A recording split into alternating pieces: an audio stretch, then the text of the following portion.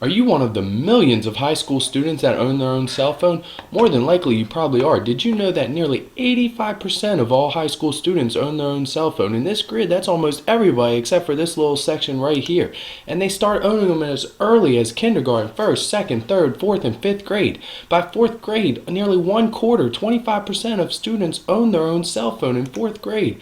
Pretty soon, this is what babies will be looking like, drinking straight from the cell phone. Okay, maybe not that young, but we do need to start teaching them how to use their technological device at a young age. It's so important. It is time to be a good digital citizen. Acceptable use policies are policies that businesses and schools and events put into place to talk about how they can use their technological device. Over time, this becomes hard to enforce, and these acceptable use policies end up disappearing. Let's review the acceptable use policy at Lake Forest High School. First, they are not necessary during the school day. Second, they can be used whenever authorized by an administrator or a teacher. That is very important. Even if a teacher is on Twitter, that is okay because they are authorizing it. When not approved for use, communication devices must be turned off though. Did you know that when you're not using your device, it should be turned off and out of sight? So think about it. What would our world look like if we didn't have acceptable use policies? Well, it'd probably look something like this. Not cool, where we have a young high school female disrupting the class while the teacher is trying to instruct. That's not the purpose of education. That's not what the school setting should look like.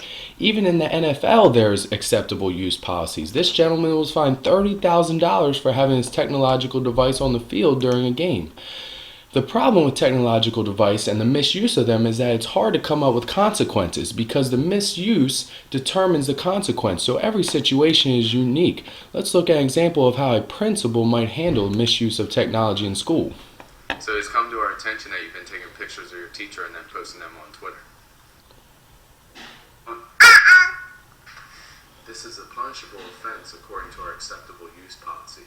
This is also an invasion of your teacher's privacy and not appropriate use of digital technology. Oh no! Even though this is your first offense, I'm going to have to suspend you. Oh man! It is time for you to start being a good digital citizen. Okay.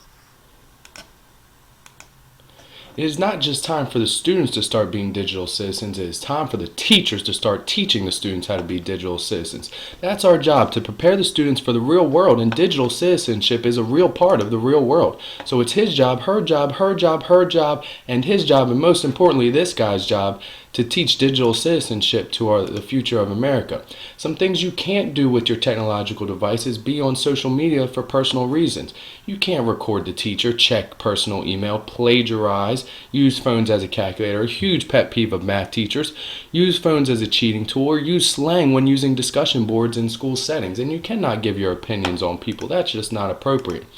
So what are some things that you can do with your technological device? You can conduct research. Use it as a study tool. Complete assignments, learn content, take pictures of notes and assignments so you don't have to take books home. That's convenient. And listen to music when authorized by an administrator or teacher.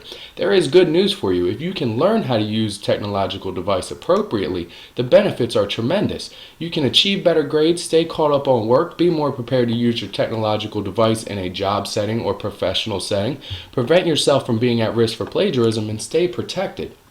Look at the stats. Kids that use their technological device appropriately do show an increase in scores, GPA, and learned content. That's so important. So it is time to be a good digital citizen.